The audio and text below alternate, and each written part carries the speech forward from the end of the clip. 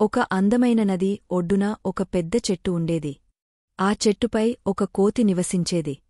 అది ఆరోగ్యంగా ఉండేందుకు నిత్యం రుచికరమైన పండ్లు తినేది.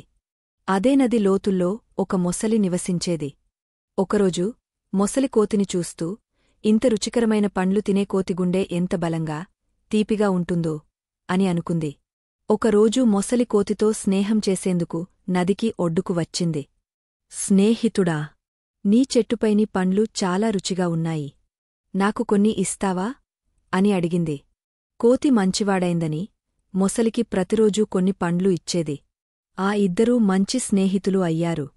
కాని ఒకరోజు మొసలి భార్య ఓ నీచమైన ఆలోచన చేసింది. అవును, కోతి రుచికరమైన పండ్లు తింటుందంటే దాని గుండె ఎంత తీపిగా, రుచిగా ఉంటుందో, దాన్ని తినేస్తే మంచిది అని మొసలికి చెప్పింది. మొసలి కోతిని మోసం చేయాలని నిర్ణయించుకుంది. స్నేహితుడా, నువ్వు నా ఇంటికి రా. నా భార్య నీతో కలిసిపోవాలని ఉంది అని చెప్పింది. కోతి అమాయకంగా మొసలి నమ్మి నదిలోకి దిగింది.